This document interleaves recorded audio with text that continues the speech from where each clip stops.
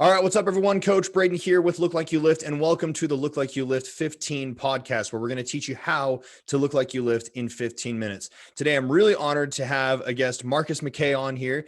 He is a health and life coach and the owner of MPerform, and he essentially helps pros, CEOs, and high performers live their best life and get healthy and have the energy that they want. And so, super happy to have him here. What we're going to talk about today is how you can structure your environment to thrive and have the energy and the productivity that you want. So, Marcus, why don't you go ahead and just introduce, who you are and what you do? Yeah, thanks so much. I don't know if I can match that energy, but I'll try and bring it, man. That was awesome. So my name is Marcus Mackay. I'm from North Vancouver, Canada. As Braden was saying, I run a company called MPerform, and we help our clients thrive in life in a body they love. Is oftentimes, or many people in life, they're in this unhealthy state, and that's just become the status quo. Is that people think they go to a doctor's and they get a healthy, oh, you're all good. No, but doctors are meant to make you unsick, so they go from sick to not sick. And our goal at MPerform is to move you from not sick to high performance living. So there's 5 things we control in health and wellness. We control the way we think, the way we breathe, the way we move, the way we eat, and the way we sleep. And the M5 toolkit at MPerform is really designed to help clients master those skills so that they can, really take back their health. So why don't we dive into some habitat talk? Yes, please. That's one thing that I think we don't really understand very much about, or we don't even think about. I mean, we know that. I think most people understand that, hey, I need to be eating healthier, whatever healthier means, or I need to be exercising more, whatever that looks like. But I don't think a lot of people, especially high performers, don't really understand the importance of their habitat. We do because we're entrepreneurs, but I think a lot of people would benefit a lot more from understanding what a good habitat would look like. And so, yes, please go ahead and share your knowledge with us, man. Sure. Well, I think everybody's heard the expression, you're the product of your environment.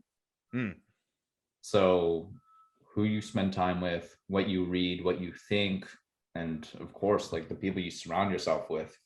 One of the most powerful exercises is top 5, bottom 5. So there's 3 types of relationships.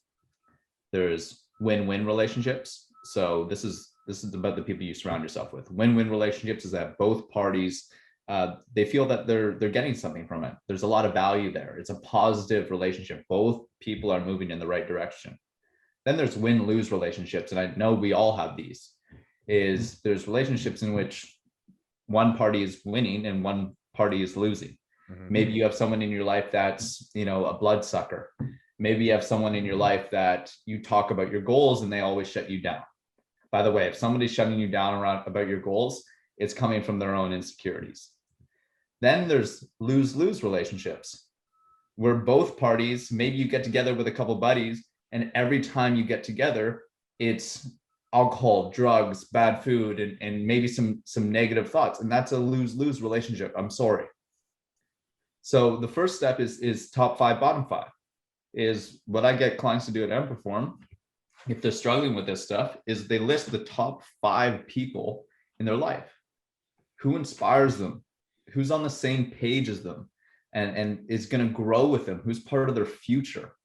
And then there's bottom 5. And I went through this too, as I went through a huge transition where I had to basically like reinvent myself at a university. I was the party guy. I was doing naughty things to my body. Like I was the go-to guy. And if I wanted to become an awesome, amazing coach, I had to make sacrifices and not hang out with those lose-lose relationships. So the next step is, what are the bottom 5 people in your life? Who are the people that are holding you back from your greatness? So that's what I would do for your first step for your environment.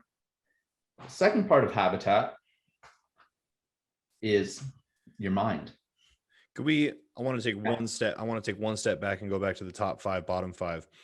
What I have seen, even in my own life, is when, you cut out the negative influences. Once you cut out the people who suck the life force out of you, you're left with no friends, or you're left with no influences. Like, how do you go about that?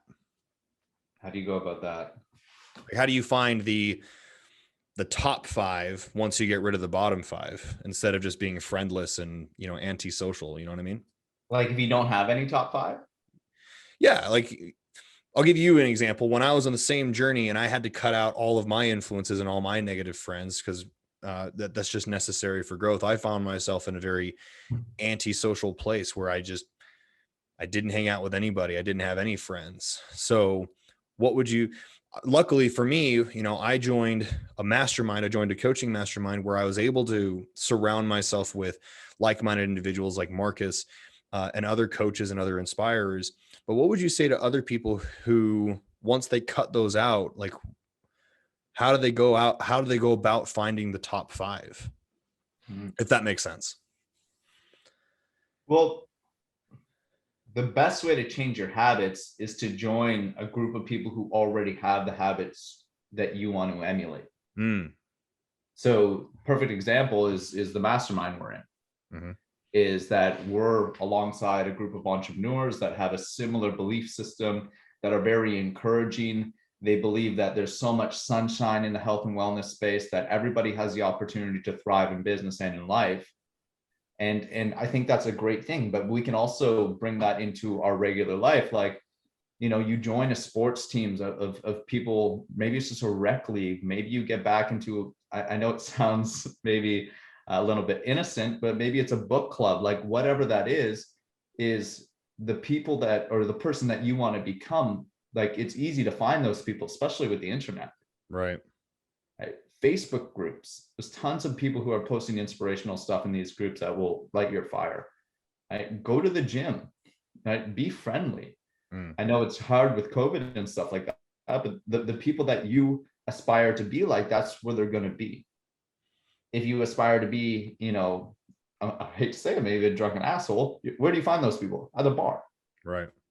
Where do you find the healthy people? At a yoga class. So again, it's a process. We build relationships over time. But the first thing is making that switch that, like, hey, I'm sick and tired of hanging out with these lose-lose relationships. They're crushing me. And like, a lot of us feel that, hey, I might hurt that person's feeling. Fuck it, man. It's your life. Take control of it. If it's not serving you, back out. Yeah, that's brilliant. Okay, let's go ahead and go into step number 2. Okay, so we are our thoughts, right? Because the brain is this amazing thing that just creates the reality that comes into our world. So if we can create a really healthy habitat in our brain, in our mind, which is mindset, that's a very powerful tool. So what are some tools we can use? So I think introspection, i.e. journaling. I've never met a high performer who doesn't do some sort of reflection or journaling. And that can be a very vulnerable thing, is because you have to go inside. Not a lot of people want to go inside and feel what they need to feel. But that's your greatest opportunity for growth, because you can see what's working, what's not working. So creating a mindset, like your own mindset, that's, positive, that's growing, that's not fixed, it's not stuck in the past, often comes from writing down what's working. Yeah. What's in your life? What are you grateful for? Gratitude is a superpower. The other thing is your space. So we have the internal, right? Internal habitat. Then we have what's around us. I know I shared this on my teachings, is like, I wasn't inspired in Toronto. I moved to Toronto to become a great coach and be surrounded by awesome people. And I did that. But the vibrate of like the streetcars and the loud noises and the sirens and all that stuff, like the hustle and bustle, like, dude, I'm in North, man. You hear anything? Yeah. It's quiet. I love it, man. I love being in nature. And that's the habitat I wanted to build. I want to look out my window and see snow on the top of the mountains. I want to be able to go into the forest and smell the fresh air and feel. And I don't think people consider what their surrounding looks like. In my desk right above is I have grit, which is my favorite word, right? Fall down 7, rise 8. I have Memento Mori by Seneca. on my office wall. Right in front of me, I have my June vision, because your surroundings create who you are as well. So yeah.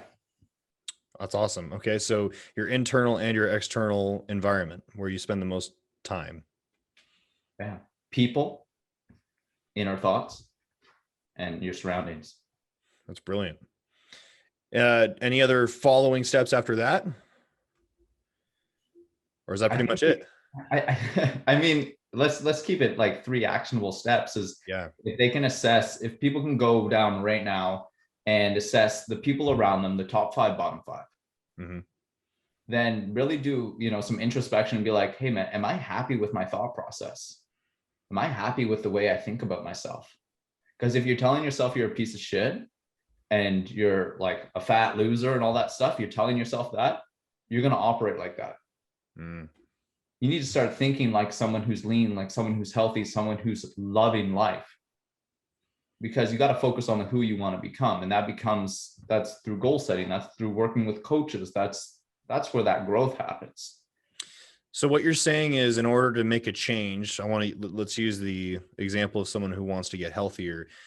The change happens, or the likelihood of the change happening comes from them loving themselves and viewing themselves as a healthier person, as opposed to just talking down to them and making themselves feel terrible, right? I would say so. People change best in the state of when they feel good. Mm. And I coach the who. Is a lot of people say, hey, I want 6-pack abs. Hey, I want to look like that person. Hey, I want to be this strong. But once you start focusing on the who you want to become, right? In 1 year's time, ask yourself this. If you were having dinner with yourself in 1 year's time and you're cheersing yourself and you're celebrating all the success you've had, who are you having dinner with? Mm. Who is that person? Right. Because that becomes this aspirational person you want to become. And once you get very clear on who that is, the habits that follow that person are easy. Mm. So if I want to show up as an athlete, I want to show up, as a monk, I want to show up as a hero. These are my avatars. I know the qualities of those people. An athlete is intense, they're capable, they're mobile, they're agile. A monk is thoughtful, is calm, is responsive rather than reactive. Mm. And then, of course, a hero is I got to show up for my clients. I got to be an inspiration. I got to live and breathe what I preach. So focusing on the who is really important as well. That's powerful, man. Well, I definitely think that we have some actionable steps that people can take away from this to start working toward improving their life and improving their productivity and their energy. And notice, guys, how we didn't talk this whole time that we talked about, we didn't talk about workouts or nutrition. We didn't talk about all of that stuff. And I think we focus a lot on the workouts and the nutrition, which are important, but I think a huge chunk of your success comes from the stuff that we don't really talk about: your environment, the people you surround yourself with, and your inner thoughts. So Marcus, I want to thank you so much for coming onto the podcast today. What's the best way if people want to get in contact with you? How can they go about that? Yeah, absolutely. Great conversation. Love it. I would say my Instagram would be best, which is Marcus Mackay, at Marcus Mackay. And then if you want to check out my coaching, it's marcusmackay.co from my website. Perfect. And we'll put all that information in the description so people can just go click on that. So again, Marcus, thank you so much. And we'll see everybody in the next episode. Thanks, man.